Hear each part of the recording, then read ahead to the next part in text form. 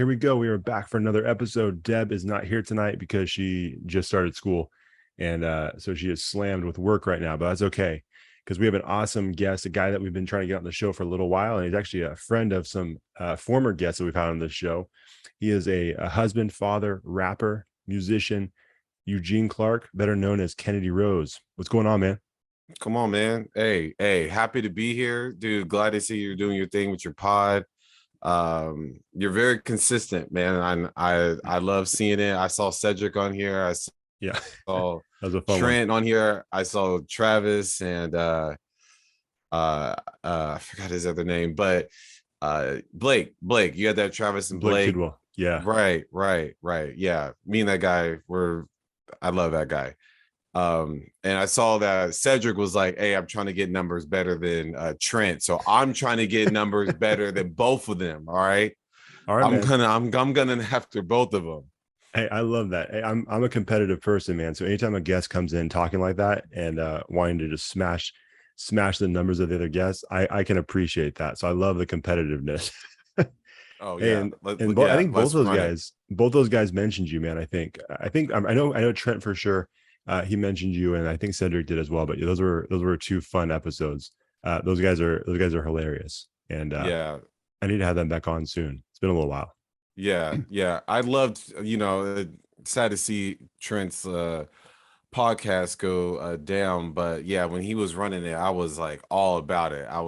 And I would talk to him about it when I would see him. So when and then he would just shout me out on it, and Yeah, it was a really dope thing. But he had Cedric on there, like I think we like 2 or 3 times, and we always talked about me going on there, but it just never happened. So but yeah, I love those two guys, man. yeah. I hope Trent brings it back because I'm gonna be honest, Trent. I don't know if you're listening. I never got the invite to your podcast. Not a big deal. I'm not saying I'm bitter by any means. I'm just saying it never happened. Take it or leave it. But at least you had the conversation, man. I never even had the conversation. But I will say this: when he started his podcast and I listened to the first episode, man, I texted him right away. I said, man, I'm just so impressed by what you guys are doing, but just even the quality of the sound and the production. I'm like, man, it made me jealous, and it made me want to step up my game for sure.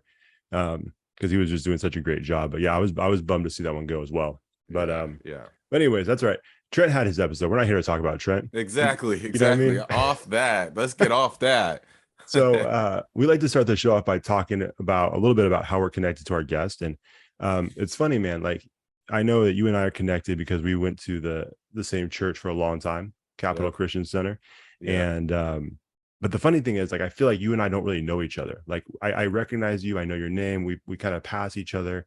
We have a lot of common connections. Like you mentioned, Trav, Blake, Cedric. I mean, name them, Trent, all these people that we have in common connections. But you and I don't really know each other. And so obviously I've been following you for a little while and your music and all of that. So I always enjoy when we have guests like yourself on the show that are kind of in this space, because like I said, I know you, but I don't really know you. So I'm really excited about this conversation to get to know you better and to hear more about not just your music, but also your life. So that's how we're connected. And, now, man, I want to hear a little bit about you. Like, tell us a little bit, how did you get started in music?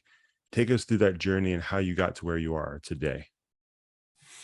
So with music, man, high school, my friends and I would just rap in the car. We were rapping in the car. We had like an instrumental CD. One of my friends would put on you had to put on a beat, and one of my friends was really good. His name's Dice. He was so good. Like, he just go the whole song and just freestyle the whole thing, and then the next beat would come on. He'd be like, all right, man, it's your turn. And I would go, and then maybe after like 8 bars or so, like, it starts to sound dumb and I'd want to stop. He's like, nah, man, keep going. Just keep going. And we would do that every day in the car. And mind you, I'm driving too. So I got to focus on driving and freestyling at the same time. So eventually, just day after day, week after week, I started to get better, and I'm going like full songs long. And then next beat, he's going the whole song, or we're going 4 bars each or 8 bars each and just going back and forth. And it's starting to make sense. So it kind of started like that in the car. And then I always kind of love like the more lyrical rappers. So I listened to a lot of East Coast stuff. There's still like a bunch of West Coast guys that still I had that lyrical stuff, but it was mainly in the East. So I was like that one friend who listened to a lot of like New York rap. Um, and then fast forward like 2013, I released my first mixtape. It was called Destin to Rule. That thing was on Dat Piff, which was a really popular mixtape Right. website. It probably still is to this day, but it's just mixtapes are not what it used to be, you Not know. at all. So I did that in 2013, but I just put it out. I didn't really market it too much or nothing like that. It was just first thing to put out. And then fast forward 2015, you know, I was working on like a full length album, and I had a conversation with Russell Breton. And I Yeah. don't know if you know him, but Yeah. yeah, he's like super entrepreneurial mindset. Like you give him an idea, he'll tell you, or like what you want to do, he'll tell you like 1,000 ideas you can do Oh, he's with a like you, genius. yeah, with like your dream. But one thing he was like, man, you got to get in the Sacramento music scene. He's like, nobody knows who you are. So I was like, all right. So I signed up for an open mic. And then after that, the promoter was like, dude, I got a show the next month. I'd love to have you on there. And that open mic was dope because I treated it like a show. I had a Facebook invite. I made a flyer for an open mic. So I had a ton of people there, and it really stood out to the promoter. So then he was like, come out to a show like next month. And then he's like, hey, I got this rap competition I want you to be in. I was in that and I got second place. Didn't like that. So Oh, who'd you come in second place to? Charlie Muscle. It Okay. was and the dude, he was actually doing security at Blue Lamp. Shout out to Charlie Muscle, man. That guy always kind of kept me on my toes, you Yeah. know. And we're homies now. We actually had a show together a couple months ago. Oh, that's awesome. Yeah, and then in October there was a rap competition, but the winner gets $1,000, and it was a 2-day competition with like 16 rappers. And I didn't really have any money. My wife was in nursing school, and I think I had just started. I was at Sac State actually. I was at Sac State, so I'm in school and I'm working. But so I don't really have any money, so I'm like, let me just get in this competition. Like I said, two days, 16 artists, and I ended up getting first place on that thing. Nice. And that was huge. So now I got money to actually like brand myself and start, you know, making videos and, you know, start getting merch and like all these things. So things started like to kind of like go up from there, and then finally released the album, my first one in 2016, another EP 2017. Kind of didn't take a break in 2018. I really did a lot of shows that year, and then bounced back with another full-length album 2019. And was able to, you know, throughout that time go perform in Vegas, perform New York, Cincinnati, Wow. did festivals, you know, Joshua Fest. Lecrae was on there, for King and Country was on there. Like just a lot of like just dope opportunities to just really share. And then I got a band that started to come like around me, and you know, it just gave it like my whole music, my whole life set a different feel. Yeah. It gives it like a roots feel, especially for some people who really aren't into hip hop, but they can respect like the band aspect of it, and like the musical aspect. So just been doing stuff like that. And I just had then finally like did like a joint album with this one rapper named Israel Graham in Hmm. 2020, and I really respect him. So that was cool to actually like do a joint project, because I just been kind of doing things solo. And yeah, I mean, I just continue to drop projects, and was able, and I just did the fair like 2 Sundays ago. Oh, that's Um, awesome. yeah. So that's kind of it in like a nutshell. Hopefully that answers your question. Jeez. No, that's, I mean, that's a crazy journey. A lot of different steps along the way. And I have a ton of questions. We're just gonna kind of go for it, man, because I have a ton of questions based off of what you just said. But you Let's mentioned run you it. just the project you did with Israel. Hmm. Um, that's interesting because you said you've been mainly doing solo projects, and like if you go to Apple Music, you'll see your, you know, your discography, and yeah, it's a lot of solo projects. But then you do have that one, and obviously this podcast is called Connectable, and it's about connecting with people and connecting our guests with the audience and vice versa. But connecting on a project with someone is, from what I understand, is a different beast, because it's not just one decision, right? Like it's not just your decision and what you say goes. Now you have to collaborate with someone else. That the vision for the project has to be the same, the sound, all of those different things. So like, what was that like? Did you find it easy? Did you struggle with it? Was it kind of a mix of both? Like, what was that whole process like for you? I felt like we jived well together, and his Israel's creative process is a lot faster than mine. Okay. So I already knew that I was like, well, when it comes to groups, there is a lot of clashing sometimes, with, like you said, ideas and beat selections and different things like that. So I kind of let him take the lead on a lot of the stuff just so that we can keep the traction going.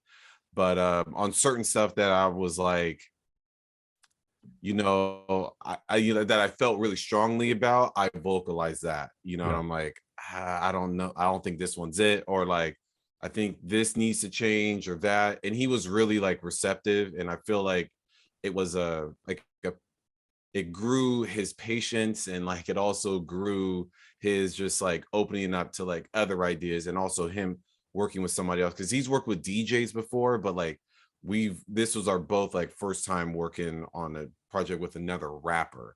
So Sure. I really just kind of like let him take lead, and then if there was a beat that he wasn't feeling, like there was this one that he was like, this really ain't it. So I cooked up this hook, and I cooked up two verses, and I was like, no, this beats it. And so I was like, once you hear what I got and how I'm coming, like I think you're gonna think differently.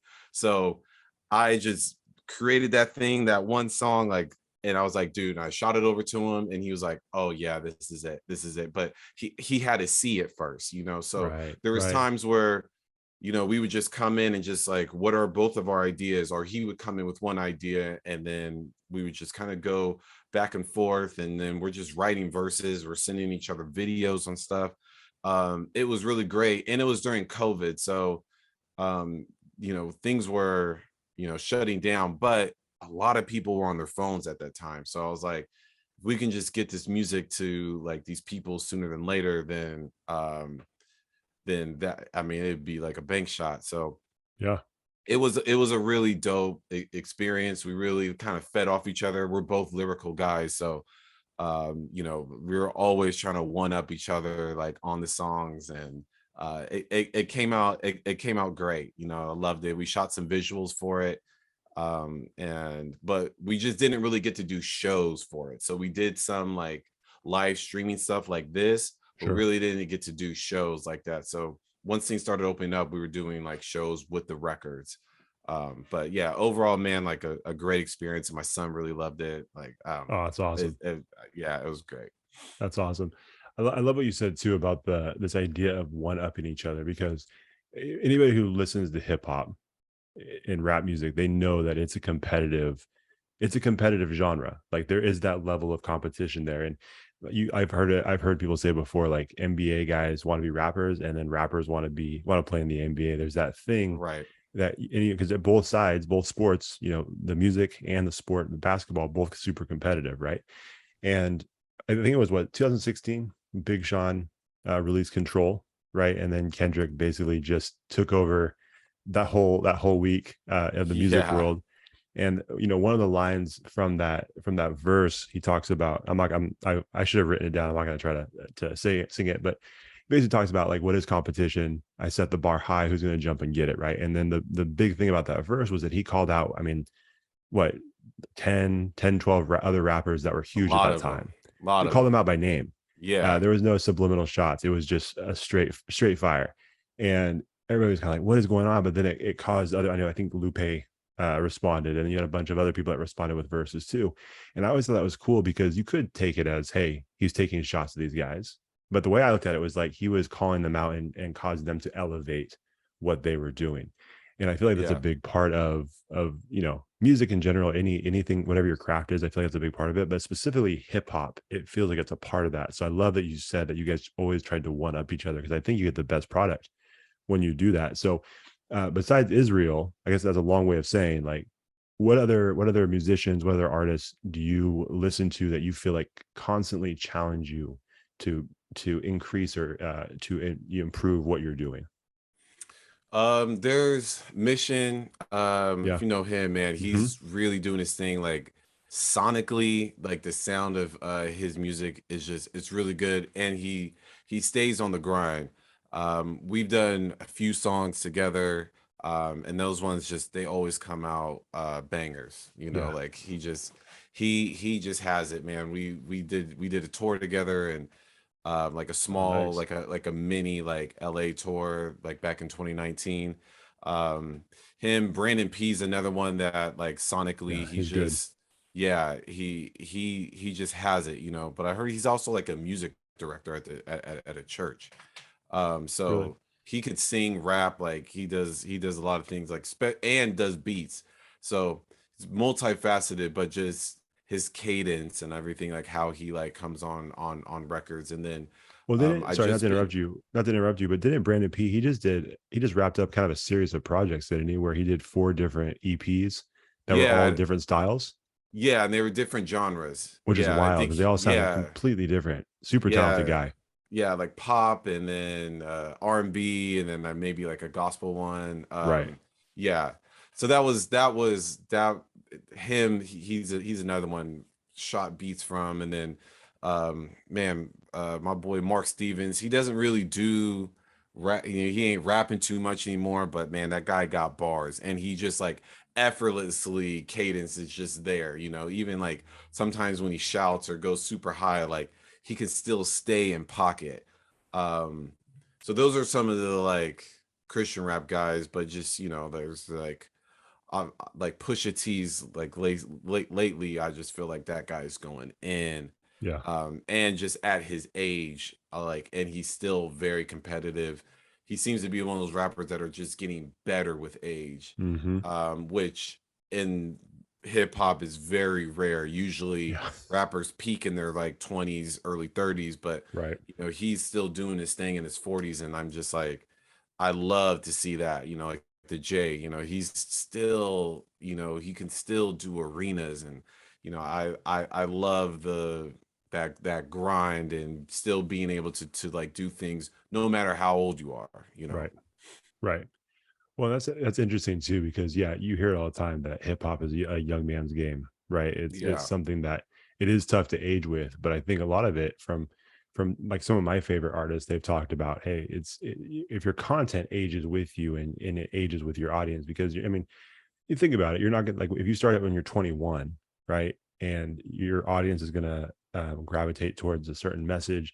They're gonna hear certain things because you guys are all kind of going through life at the same age. But if an artist keeps doesn't grow with the content and they're still rapping about the same things that they've always rapped about, their audience is like, man, I have a wife, I have kids, I have, responsibilities, and like I'm not connecting with the music the same way. So I don't know. What do you think? Do you think that has a lot to do, like the content and how they grow with their content affects how, I guess, relevant they stay with the music?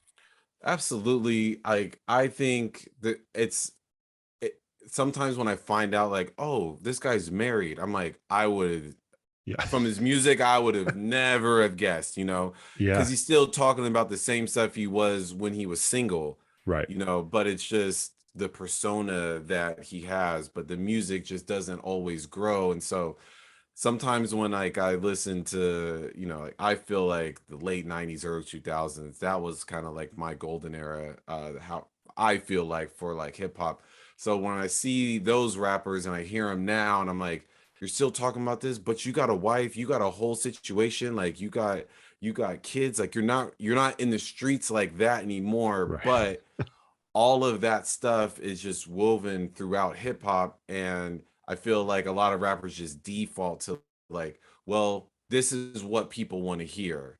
Right. And yeah, there is a demographic, but your fans, they want to see the progression because we're in completely different spaces we were when you first started. So we're assuming the same thing for you. And we Right. want to hear that in the music. And I think the tricky part is how do you make your family dynamic and you as a family man cool? Right. You Right. know, all that other stuff is really easy to make look cool, but how do you make the family stuff, the you know, like um just getting outside of that life cool? And I Right. feel like a lot of artists struggle with that. I Right. can't figure out how to say this cool. And I get that. There's one thing that I was listening to your pod and I was like, oh, we actually, me and you relate on something that I don't think you know about. Uh-oh. But I actually work for the state too. Oh, cool. Awesome. Yeah. And but I'm with Cow Recycle, so I, have like a huge love for the environment. I got a huge love for just sustainability, recycling, urban planning, like all that stuff. Yeah. Also, like alongside with music. But I actually haven't figured out how to make that cool. So I don't really talk about it in music too much. Sure. So I get it, but it's Yeah. like, I still talk about my family. I still talk about being a husband. I still talk about being a dad. I still talk about like my like kids. So you can figure it out. I just feel like a lot of rappers don't, and then their music suffers for it.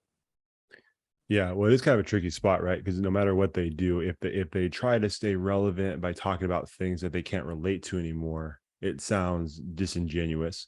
But then, like you said, if they try to talk about the things like, "Hey, I took my kids to the park," and I mean, like, my wife on a date night, like, a lot of the people aren't going to care about that either, unless you, you know, uh, put it in a super creative way. So yeah, it is an interesting challenge you guys have to deal with. Is like, how do you connect? I mean, again, connection, right? Like, how do you connect with your audience while at the same time being genuine and authentic to who you are as a person and the things that you're dealing with in life? And it's definitely an interesting thing. Well, and I've heard it too. You talk about like a guy like Jay-Z, Drake, some of these people who are incredibly successful.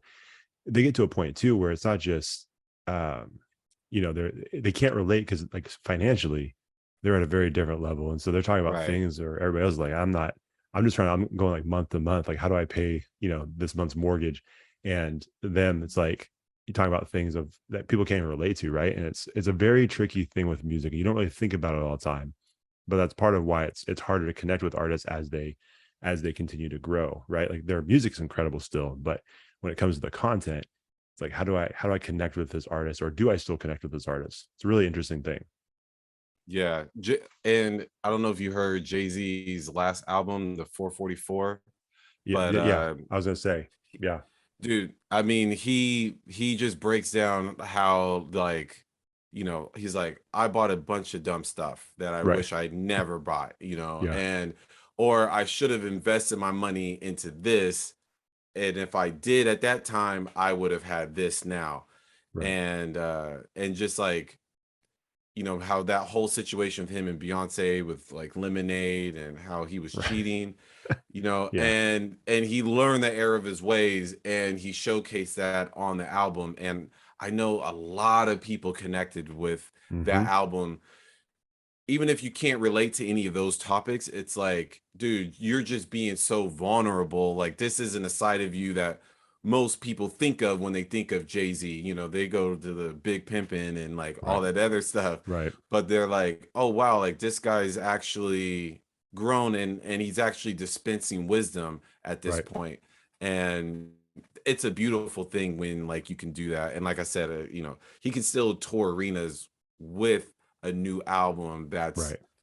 like that. And I love to see stuff like that, man. And that's why I feel like, man, he's the GOAT, especially in like hip hop. I don't even think amongst rappers, it's not even a debate. It's not Yeah. even a debate. So Oh, he's incredible. Yeah, and it was funny when that album came out. There was I don't know if you experienced this, but when I listened to podcasts about it or heard people talk about it, there was this really funny divide, right? Because there are certain people at a certain age, or if they were below the certain age limit, they're like, it was all right. But then there's yeah, people that were at a certain age limit, like and up, where all like you said, the wife, the kids, the families, the jobs, they all could relate to it, and they're like, okay, this is the guy I was listening to as I was growing up, and it's like he has grown as well, like you said, he's grown, evolved, and now he's talking about the same things that we're talking about, and I think that mentorship thing and that like trying to provide like that information to the next generation is huge. And he's yeah, got so much knowledge at every level, right? Not just the music, but the entrepreneurship, everything. And it's like for everything. him to be able to share that with everybody else that's coming up is huge. So I really enjoyed that album. I thought about going to the concert when they came to Golden One, but it didn't work out. I don't know if you Mm, went, I but did go. was it good? Yeah, it was. I mean, it was great. Like he figured out he's not as energetic Sure. as he was, but he figured out how to like, nah, you gonna listen. Like Yeah. you are going to hear me and you're gonna feel me. And my wife even came with me, I think, because she really connected with 444 too. And he's talking about like liquid gold. And I think she was Yeah. probably breastfeeding at that time. So she was like, Yeah. oh yeah, he's talking my language. This is I get a it. Yeah. definite like connection Yeah. for us. But yeah, I just feel like he's like figured out, how he can move about a stage and everything like that. It was great. I loved That's it. awesome. You mentioned earlier that you were a big East Coast guy. I'm sure you like all areas now, but who are some of the inspirations you had when you were growing up? Man, like Wu-Tang was huge. Like I loved everything, a lot of stuff, especially meth was like big. Hmm. Cannabis was another like big one. Eminem, I know we're kind of shooting over to Detroit, but like Black Star with Mos Def, Talib Kweli, those were like my guys. That album was amazing. Fabulous. I feel like people are like, whoa, what artist can you compare yourself to? He's probably one that I feel like I look to, or like got a lot of inspiration from, especially like back in the day. But Busta Rhymes, Yeah. there wasn't too many from the East that like I didn't like, but Yeah. that in a nutshell, I mean, Mobb Deep, Joe Button, a lot of those guys were just so dope to me, and I would just like soak up all those metaphors, and I'm just like, how do you think of this, and like that, like wordplay. Yeah, a lot of those guys, I still listen to this day. Yeah. No, crazy talented. And well, it's interesting too, because like you said, you look up to those guys, you listen to a lot of it. But one of the questions I always love asking artists, we've had a few artists on here. We've had Josh Knight. Who was there's another. I apologize if I can't remember who we had another artist on our head. I just can't remember. But one of the questions I like asking is how do you kind of protect yourself from, or draw the line between imitation and inspiration, right? Because sometimes when we grow up listening to, I mean, even for me doing this podcast, I always have to be really careful that I don't kind of slip into a version of a podcast that I listen to, because then it's like, okay, I'm not being authentic. I'm just Mhm. kind of mimicking something that I really enjoy. And I'm sure for an artist, whether it's music, whether it's painting, filmmaking, whatever it may be, we're all inspired by people. But how do you draw that line between inspiration and imitation? Because obviously once we start getting into that area of imitation, things start getting weird and people start calling us out and saying, hey, this is just like a version of this. You're just, doing it under a different name. Like, how do you protect yourself from doing that? I think I was always big on like not lying. Like I am going to always showcase my life, and I'm never gonna lie. I was in a group one time, and this was like back in the 2000s, but we were talking about stuff, and some of the members were talking about stuff that just was not relevant to them. And I had friends like that were in groups and talking about things that I'm like, that's not you. Like that's just simply not you. And I would just always had that in me. It's just like, I can't do that. I can only talk about what is relevant and like what is true to me. So when it comes to like talking about certain things that don't relate to me, I'm like, I'm not going to go there. And that was just one, like a hard no that I always had, like starting off in music. Now, when it comes to like kind of getting inspiration from artists, and then how like not sounding like somebody, there was like one time, like I'll be honest, like I was looking up like Drake type instrumentals, Yeah. and I even got one time, and if you listen to that record, you can probably pick up like a heavy Drake influence. But after that, I was like, yeah, no, I can't do this anymore. Like I just what speaks to me, but not like necessarily trying to sound like this person. Right. So um that's where I kind of drawn the line with inspiration of just, let me soak up the influence but not imitate. Like I could be influenced by but not, not imitate. It's like if you have a, like for my kids, like I don't want them to be, carbon copies of me. I want them to draw influence but be yourself, Yeah. like, and I keep around guys around me that I'm like, dude, that is so cool. Like I'm gonna put that in my pocket and just attach it to me. I'm not attaching your whole self to me. Like I want to be you, but there are elements that I'm like, yeah, I want to attach that onto myself so that I can navigate the way that you're navigating. Like that is Yeah. a desire of mine. I might not necessarily know how to get there, but watching you, I can figure out how to get there.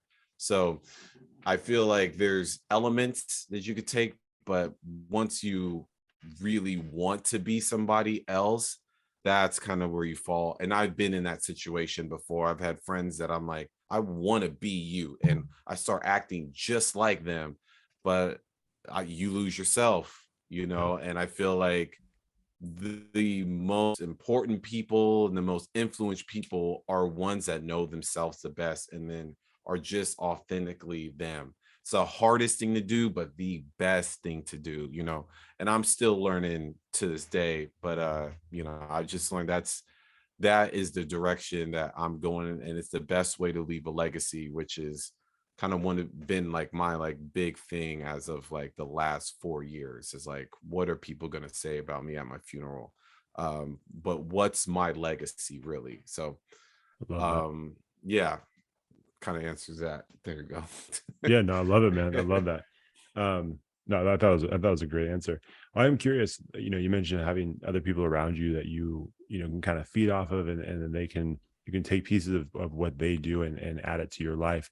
What is your, like, I'm always interested in this. Like, what does your circle look like when it comes to, okay, you're working on a project and you're going through the whole creative process and the creation process, and like, what does it look like as far as critique? Because I think that's a huge part of an artist, right? Like, it's not the most fun part always, but it's a part that's necessary to put out the best product and the best art that we possibly can. So what does your circle look like? How many people do you just absolutely trust to say, hey, here's this next track that I'm thinking about putting out? What do you think?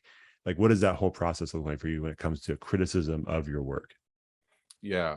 I mean, they always say it's tough to have like your wife as an accountability partner because she will definitely hold you accountable. But I always like Sure. run things by, I always run songs like by her. And because she's very blunt and she's very like honest about things and just like tweaks and whatnot and what works and what doesn't, especially like with like live shows. But Israel's another one. Like I'll always send him music before I even like put it out. I'm Yeah. like, what do you think of this? And um, Mark Stevens, he was that for like one project of mine. Like he just come over. I'm like, hey, like listen to this. What do you think? So there's like a few people. Trey, who was on my first album a lot. He's an amazing singer. He was one that I would just like, hey, what do you think of this? Um so they kind of, it's like mixing the like, man, like, yes, put this out, like hurry up. And then there's also like, man, if you just tweak these few things, then this turns into, this goes from like silver to gold, Right. like tweak these few. And like my like band has like been that, like my bass player Chewy, shout out to Chewy, because he really tells me things like it is. And Yeah. he'll really tell me like, man, you need to switch up your cadence a little bit, or like, bro, this is hard, but man, like if you just switch it up here, so I always like that because he gets me kind of thinking differently. And I just heard Pusha T talk about his new album and how Pharrell was like really pushing him to like dude, you got to switch up your cadence, you know, like a hot 16 is a hot 16, but we're not just like trying to rap, you know what I mean? Like we gotta create a vibe, you know, Right. like let's do the rap stuff because that's your lane, but then also let's kind of stretch you a little bit and switch up some things, you know, here. And so that's kind of where you learn a lot about yourself. So um so yeah, there's like a select few. I don't do like rooms full of people, Which but is smart. or a Yeah. select few, yeah, I'll send to because I respect them. Yeah. No, I think that's smart. I've talked to people about that before. Like I know people that have written books, and I know people that have done other, art projects, whether it's, like they're a videographer, musician, whatever it may be. And it's interesting because some people are like, I don't really send it to a lot of people. I'm like, that's a bad idea. And then, if someone else is like, I sent it to like 100 people, like 100 people, it's like, wait, that's way too many opinions. That's not gonna be Way helpful too at all. many. You know what I Yeah. mean?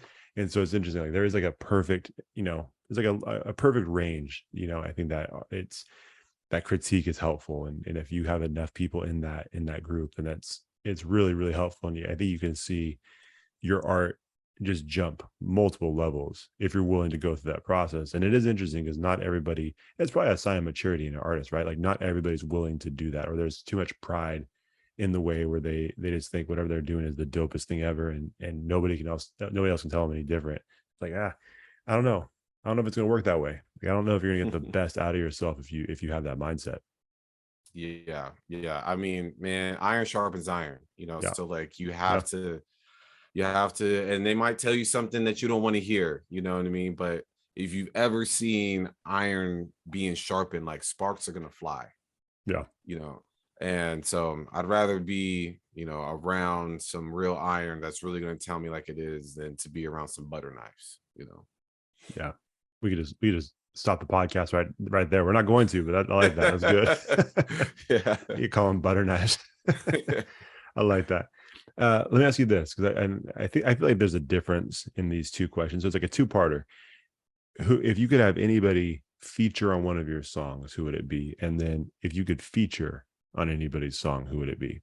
Like I feel like that's a little bit different there. Yeah, yeah. I feel like if I can feature on anybody's, if I can get a feature, would probably be,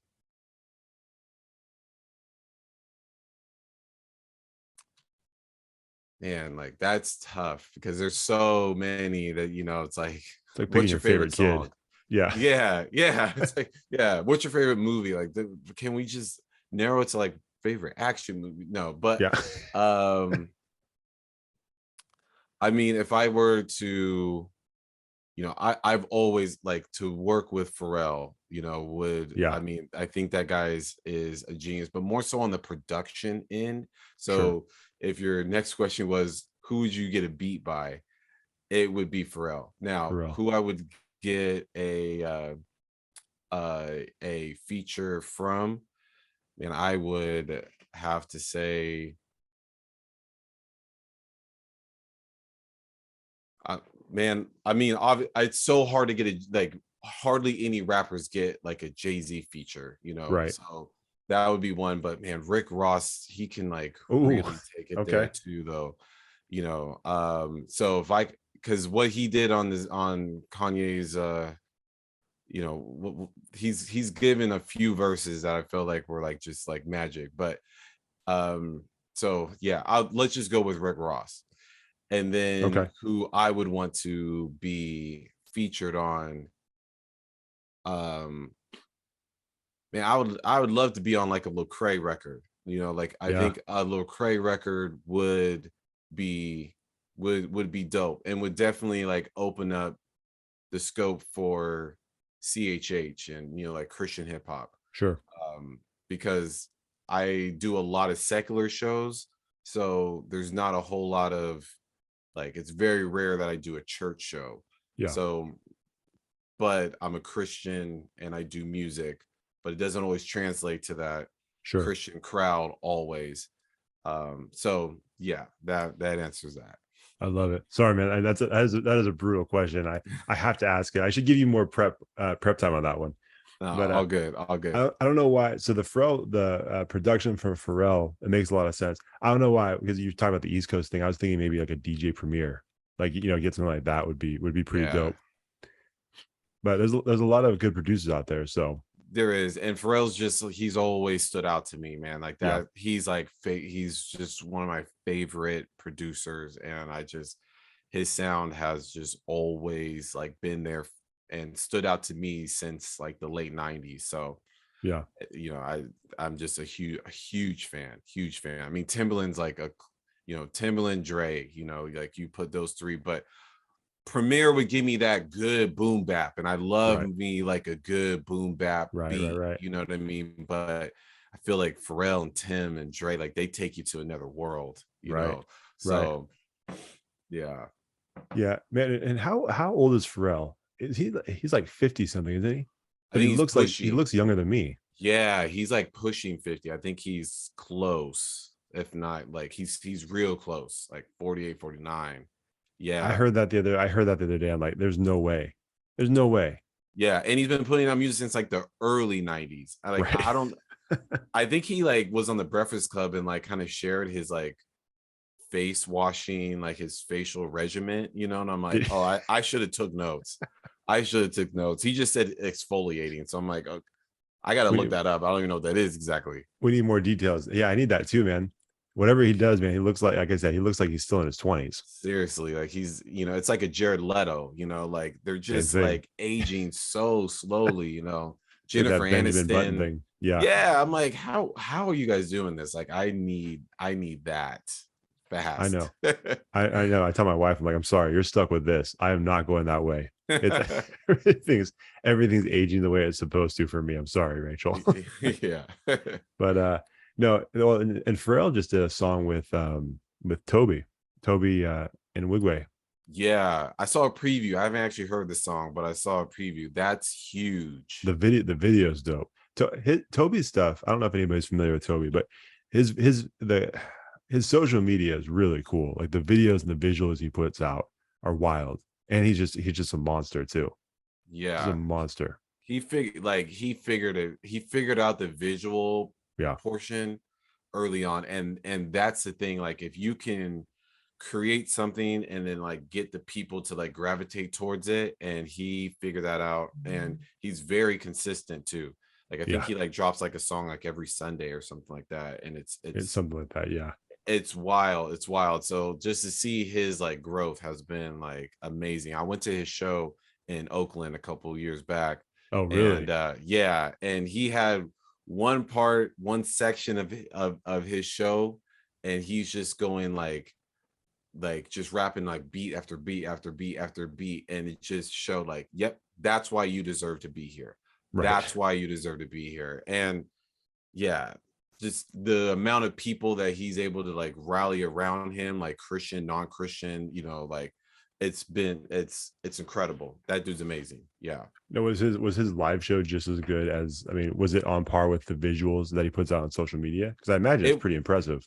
it was the one that we went to was a little less like choreography, Got it. so but I mean he still had his wife, he still had like that producer that he like runs with. You still feel him, Yeah. his visuals are a little more colorful and animated and like very a little more put together versus the show is it's still a very good show, like Yeah. you feel like you're at a rap show versus his visuals. If you just had it on mute, I don't know if you'd always know that like that was it's going to be a rap song, It's like a movie. Yeah. Yeah, exactly. Yeah. Exactly. Yeah. He's incredible. He's one of my favorites for sure. I love anytime he puts anything new out. I'm always excited.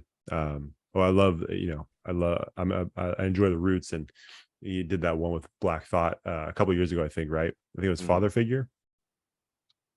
I haven't heard him with Black Thought. That would be dope. I haven't heard that record. I know he did some with like Chameleonaire and Paul Wall. Like I was rocking with like Yeah, that yeah, yeah. one tough, and then like the Chappelle. I'm dope. Few of Right, those I was like, right. dude, this is you're right in pocket right here. Yeah, I'm a huge fan of his. Well, and that brings me. We have a few more minutes here. I don't want to keep you too late, but one of the things that kind of brings to my mind is how well he uses social media, and I Yeah. feel like you guys now with your art and creating and putting out content, like social media is a huge part of it. Where I'm sure when you first started out, what was it like? MySpace, early Facebook. I mean, there wasn't that much going on, right? And then now if you don't have like we just had last week we had a DJ on Eric Mhm. Rhodes. He does events and he does he's definitely worth a follow. He does these mixes on his social media and he'll just mash up two different songs that have nothing in common and mix them together. But he was talking about how especially during the pandemic it really forced him to be creative and now he's got like over 1 million followers on TikTok and social media played a huge part in what he does now and you can't really it seems like you can't really avoid it. So like how do you try to use social media? Do you enjoy the social media side of it? Is it something that's like, dang, I got to do this, I don't want to do this? Like what's your relationship with social media and how it connects with your art? I toggle between both. It's like Okay. sometimes I'm like, oh, this is great. Like, this really elevated like my songs, or I got a lot more streams because of social media, and it just really helped to get the word out there. But then at the same time, it's like, it's getting to the point where you kind of have to post every day or every other day, or a lot of people are getting really consistent with it. So you're consistently having to hit people just to like keep their attention. So like I said, I toggle between both. Like I like it, I love it, but then at the same time, it starts to feel like a second job versus creating's already sometimes hard in itself. To just like putting music out is hard in itself, and then that's where I struggled with sometimes. Is like, I put all this into this album or like these like singles, and now I still have to like muster up the energy to like go out and promote this, but somebody told me this one producer was like, the amount of money you put into making that song is probably the amount of money you should put into marketing that song. Or if you paid this much to have this person featured on there, then that's how much you should be also spending on marketing that. So I look at it from like that lens, and like that kind of stuff makes sense. But I'm about to embark on some like just like new kind of social media stuff, because like I feel like also what it's doing is, before I feel like us rappers, we were just trying to shoot videos, and we would Sure. just try to shoot videos, and then we would just put that content online, and that's how like we were doing things. But now, I mean, you can shoot a lot of stuff on and make a reel on your own, and it goes just as hard as a music video does. So I just wonder what the kind of videographer game is going to look like in like the next 10 years, knowing that Hmm. a lot of people are able to kind of do things on their own and create their own content. And so that's kind of what I'm more so looking into now, of like, how can I kind of keep everything in house? Like I don't make beats, I don't mix and master, but I might be able to like actually create like my own video content. So I've been looking into that. And so just some like ideas brewing. But yeah, the social media is kind of like, it's the gift and it's the curse, but it could be like a huge gift, like. And I feel like popularity for a lot of people, for a lot of artists, might just be because of how consistent you are on social media, which is great for some people. But for others who just aren't that big on it, but are just super good and like are putting out great music, it's tough. Like that aspect of it is tough. But last thing like I'll say is, like I'm one of those people who, I've always watched people pick things up and like, man, like you're really good at that. Or like, wow, I don't even feel like you spent a lot of time on that and you're really good. I don't feel like that's happened a lot for me. But when it comes to like doing like live shows, like I'm like, man, that's just one thing that I just picked up early on. and it was a true blessing. So I go heavy on doing shows because I'm like, this is something that I just feel like God's blessed me with. So let me just keep doing like a lot of this. And so I've been trying to create like a lot of just reels on my own with that, because it's just where like I'm good at. So I've been trying to tie in the social media to the shows, where versus before it was just the shows. But Yeah. yeah, it's necessary, especially like for your podcast. I mean, like, how else are you going to get people to listen to what you got, with Right. if Instagram just decided to like delete, so Oh, we've been in a lot of that's trouble. We've been in a yeah. ton of trouble. Yeah. Yeah, like my music would literally only be listened to by like family and friends. Yeah. And for me, the podcast maybe won't even be listened by family and friends. Only certain family and friends are like, yeah, no, we're done. Yeah. We're out on this podcast. Yeah.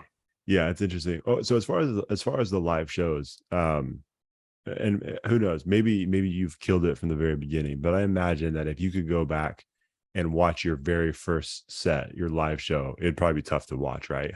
Absolute trash. Yeah. Cringe, cringe, cringe, cringe. Yeah. Even when I thought How I nervous was, were you? oh, so nervous. I mean, dude, I used to that's why like Capital will always stand out to me, because when I started there in high school, I was going to Oxygen, and they Yeah. had me up on stage, I and remember. one time like forgot lyrics, and it was off to like a rough start, but they gave me a stage and they gave me a shot, and like, you know and so now I feel like with like Jody and Missy, and I don't know if you guys are listening, but man, you guys invested in me before I even had a vision for my own life. So trying to like, let them know that investment, is coming back, double fold. But yeah, a lot of those old stuff, even stuff like from like a few years ago, sometimes I'm like, yeah, that wasn't, the energy is there, but I'm my worst critique sometimes. But Right. I'm always kind of like looking on where I can. But yeah, the early stages, are tough, but I started, and that's the thing. It's so hard for a lot of people to just start something, Right. and you're afraid of looking stupid, or you're afraid like, you're going to be criticized, or it's just not going to work. But you got to start, no matter like good or bad. Sometimes you just got to start, Yeah. and you just build from there, so 100%. Yeah, that's funny you mentioned that, the Capitol stuff, because I feel like I remember they did like a hip hop night. You remember that? And they had like a couple of, I yeah. think like was it Gabe Lamone and his group? Yeah. They were Yeah. there, and then Yeah. a couple of other, I can't remember the names of the groups, so there's a couple of other Bay Area guys that were there too. And yeah, I went to that, and that was Watchmen. Yeah, I think yeah, he was in a Watchmen. group Yeah, called the Watchmen. Yep, yep. yeah, that was, man, that was a long time ago. Long time ago. But those guys were like moving. They were like doing their thing, because they had that Bay influence, and then they had Right. the church. So they were like really, really, they're doing it way bigger than I was like at the time. But yeah, they ran out of gas, and I still, I'm still revving up the engine, man. I'm still revving it up. Yeah, I was gonna say, I know I follow Gabe on social media, and I see him, all the time at Giants games with his son and family and all that stuff. But he's not doing music anymore. I don't think so. Yeah, I don't think so. Yeah. No, but I think for that time period, it was, big for him. But you move on to other things, and other things like. So I get it, but it's just for me, like I can't stop thinking of rhymes. Like Yeah. I can't stop. It's always in me. I got a cousin who's a skateboarder, and he's like, yeah, the one thing about skating, man, is just like it never leaves you. Like you'll always think about it, and like you'll always desire that thing. And so I was like, same thing with like music. And Israel actually hits me up to this day. He actually said he retired, but then he came back out after retirement, because when you're really passionate about something, like sometimes you just, you think about, oh, maybe this ain't it, but then something happens and you're like, oh nah, like let me show them what time it is. Right. I love that. Well, it's gotta be tough too, right? Because like specifically what you do in like if you're you know, if you're writing music, right, and like that stuff's always coming to you. It's not like for example, if you were a basketball player, right, a football player, whatever sport, like you actually, if you retire from that, you actually have to like physically, if you want to play again, you have to physically get up, drive to the field, put the pads on, whatever it may be, right, and to play that sport, there's a lot you have to do.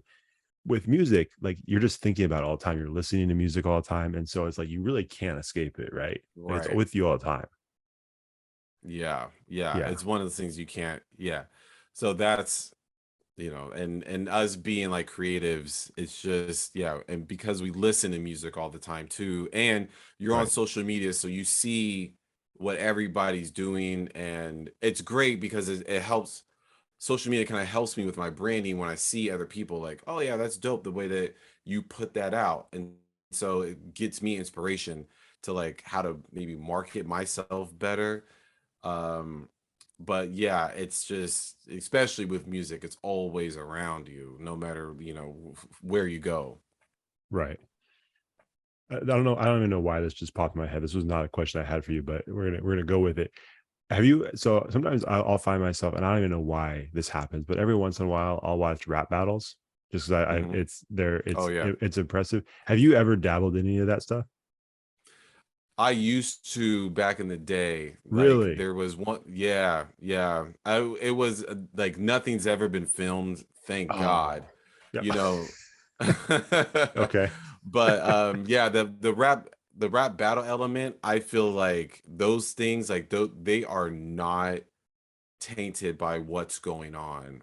And you know Right. what I mean? Pop culture has not come in there, Right.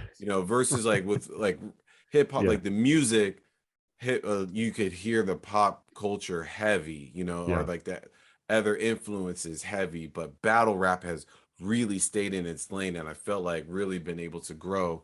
One real quick story about my battle rapping days is I was at a bar one time and this guy was selling his mixtape, and he was trying to go around and shop his mixtape, and me and my friend went up to him and said, hey, if you battle me in the parking lot and you win, I'll buy your CD.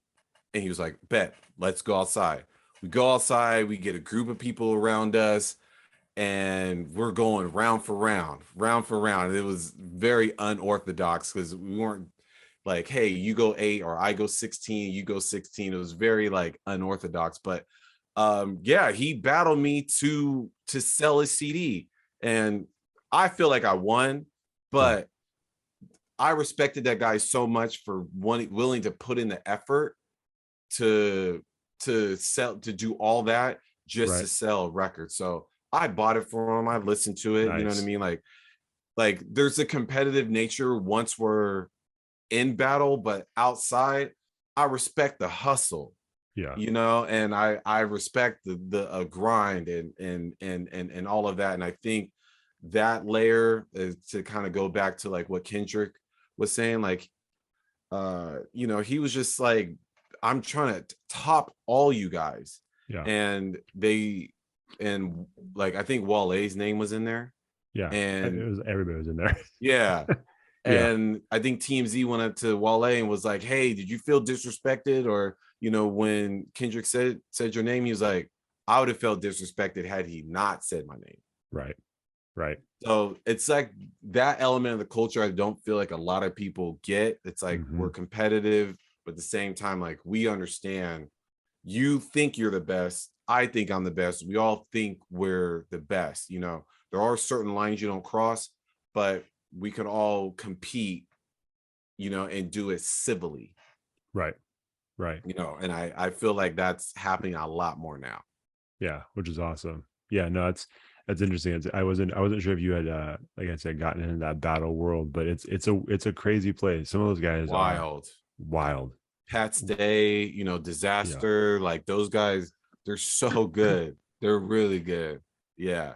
Yeah. Well, like you said, I like how you put it too. Like like pop culture hasn't entered that world. Like it's still a very just grimy, grimy Yeah. place, and it's just like Yep. a no holds bar. Yeah, it's fun if you enjoy that stuff. It's a lot of fun to watch, It and it's just is. It wild. If really you don't is. know what's going on, buckle up. It's gonna be Right. a Right. different experience Right. for sure. You have to Um, listen to music to like You have to actually, like, if you like rap, you you know, it's you can't just like rap. Like, you have to like listen Sure. to like lyrics. Like, if you're not one of those type, if you're just like into the beat, battle rap ain't for you. But if you get into lyrics, it's very entertaining. Yeah, absolutely. Absolutely. So before we get you out of here, because like I said, I don't want to keep you too long. You released a project on at the beginning of July. I can't remember the exact date, but it was Yeah, July 1st. Yeah, Black Coffee, Black Volume 1. Coffee, Volume One. So that Yeah, means there's more on the way, right? there's more coming. There's more Awesome. coming. Yeah. So how do you determine like when to release a single, just a random single versus an album versus an EP versus like a mixtape? Like how do you, like you said, mixtapes are a lot different now, but like how do you determine how you do all those things and when you release music at what times and all that? I always try to like switch things up a bit, you know. And so the Black Coffee project was it's a double single, Okay, basically. So, I could just do the singles, but I was like, no, let me dabble with the two song singles, and just see like what that does, and like I said, I work for the state now, so that takes up a lot more of my time. So I was sure, like, how can I still put out music and be relevant and everything like that, still with a 40-hour position? So I was like, let me try out this double single and see like how that works. I've always been a big album person. Like, I released like a lot, I've released albums basically every year since I started. But the game's kind of changing now, and I'm kind of seeing like, okay, and a lot of songs get lost on an album. sure. Sometimes some songs get lost.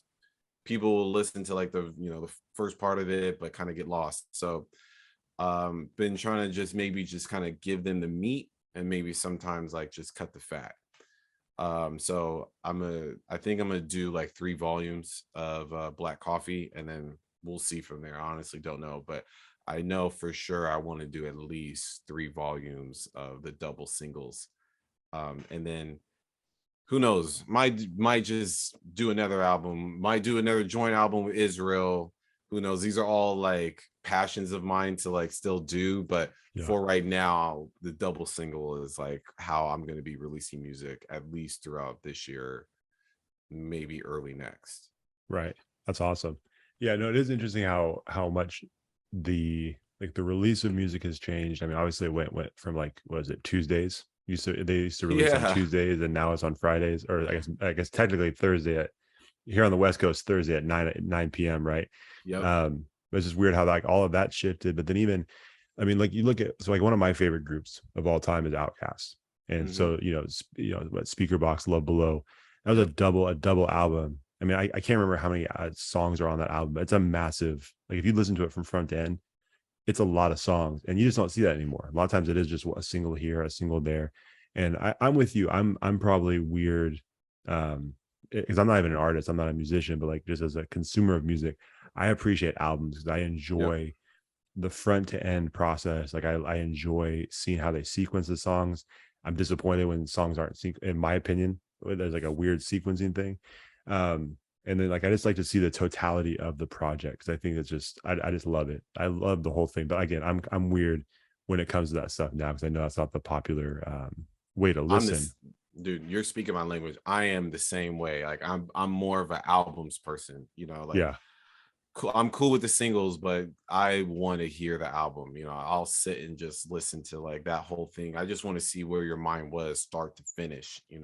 right, So I think I'll still be there with that, but I gotta, the best way to work out sometimes is you gotta trick your muscles. You right. can't always do the same like workout, optimal workout. Sometimes you got to do something that throws your muscle off. So I try to do that with like, that's where I'm kind of headed with like music too. It's like, you you're used to this from me, but I'm gonna throw an outlier out here and let me see how Right. the people respond. Right. No, I love that. And I want to say, I was going to say this earlier, but I completely forgot. I appreciate what you do too, man, because I don't think a lot of people like one of my favorite artists is John Bellion. Um, Mm, and I don't know if you're familiar with his music, but yeah. incredible writer. I mean, he's written for some of the biggest. I mean, Rihanna, Justin Bieber. Like, I don't know if he always gets, you know, the amount of credit he probably deserves, but like he's written some of the biggest songs that are out there today. And I first became aware of him because I saw some of his YouTube videos where he was doing behind the scenes stuff, like the creation of a song. And number one, you walk away from those videos thinking, man, I don't know if there's anybody that's more passionate about creating music than this guy. Like, that's just how much joy you could tell it brought him. But then it makes you realize how difficult that is too. You know, for just one song, the creation of that, it's a lengthy process. And, you know, you kind of mentioned earlier, it's not cheap. Like, you don't just, Right. you know, you have to pay people for features, you have to pay for production, you do all of these, and then you have to do music videos and all the content. um so I appreciate what you guys do. Like, has there ever been a point with all of those things going into music, the money, the effort, the time commitment, has there ever been a time where you thought, okay, maybe this isn't for me and I'm done? Or has that passion just always been the thing that's driven you forward? Nah, I mean, self-doubt comes in, like you always think about maybe going like a different avenue, or, like maybe like I put out stuff and it didn't quite do the numbers I thought it would, or like, oh, this is going to be the single, like this is Yeah, like going to be it, and then it's not, and so it's like wrestling with this idea in your head that you're, like, oh, the people are going to like love this stuff, and then like when you don't necessarily like receive that, that's when it gets that's when like a lot of self-doubt stuff like comes in. And but I've always, you know it's because, but it's a true passion of mine. yeah, And I feel like with guys like Israel, staying close to him, like he doesn't really care about the business stuff, like none of that stuff, man. He just raps and he just loves it. And being around guys like that just really keeps me like grounded. yeah, But then like I go and look at guys like Mission, and like, he's doing music full time, and living in Sac and doing music full time is rare. sure, Not, it's compared to LA. right, LA, you got a lot of artists that are doing music full time. So I kind of try to find that like balance within myself, and times that like I've wanted to like quit, but like, or I would, something always kind of like turns, especially when like uh, Israel was like, oh man, I'm wrestling with the idea of us making an album together. And I'm like, well, let's go ahead and get you out of the ring and stop wrestling, yeah, and let's just actually do this thing. yeah, So like there's always something that like comes along where I feel like God just shows up, and that gets me like ignited, or, like excited again, you yeah, know, um, and really just gets me going, because it was hard just even to, like I said, get certain things started. But once you get it started, it really kind of attaches onto you, and you're like, man, this is something that I really do enjoy. I can't just be swayed by the people. I can learn from it, but I can't necessarily be swayed. yeah, And so that is just something like I still am learning and still wrestle with. But have to like really take that into account so I can kind of stay the path. yeah. That's awesome. I have a ton more questions, but we'll save it for next time you're on the show, man. Hey, I'm gonna part save some of these two, questions. part two. Part two for sure. Where can they? What do you have coming up? Projects that might be coming up, shows. Where can they follow you on social media? Like, plug all that stuff. Yeah. So social media, I'm on Instagram. I do got the Facebook page. Not really on Twitter. I do have a TikTok. So you guys can connect me with them there, especially Instagram. Really, really heavy on there. I do got a show in South Sac at a church coming up in September Okay. 2022. I don't know when this is gonna air, but yeah, a couple things coming down the line. Obviously, Black Coffee Volume 2, I will definitely be dropping before the end of the year. Nice. Getting out some visuals for Volume 1 should be coming out within the next month or so. And then I've actually been talking to some like DJ friends of mine, and they're like, yeah, dude, like we'll like teach you if you really want to learn. So Really? yeah, DJing is going to be like another thing. That's why when you were talking about dude who you had on, I forgot his name, but Eric Rhodes, yeah. yeah, I started following him afterwards because I saw his mashups and I was like, man, that is clean. So I'm just trying to Yeah. take in all the influence and just kind of get myself like revved up for it. Because it is new. It is new. And all I have right now is just I feel like I have a unique and good taste in music. So Yeah. DJ Kennedy Wrose is going to be coming soon. Nice. Soon. That's awesome. And we'll point out to everybody too, Rose with a W, W-R-O-S-E. Yes, W-R-O-S-E. Yes. So Kennedy Wrose. Yeah, I had to throw that W on there because there's actually a country band from the 80s called Kennedy Wrose, R-O-S-E. Are they any good? They're all right. I mean, I'm not really into country like that, I'm not either, but not at all. especially like 80s, like I don't know how this translates to today, but they were pretty big because every time I say, hey, Google play Kennedy Wrose, they default to them. Oh no. Yeah. So I have to do like, hey, play Kennedy Wrose Blackout, or hey, Kennedy Wrose Cali Boys. So once I say the song title, then it really picks up. Okay. Hey, we need to help him change that. So go stream his Exactly. music, go download his music, do all that stuff.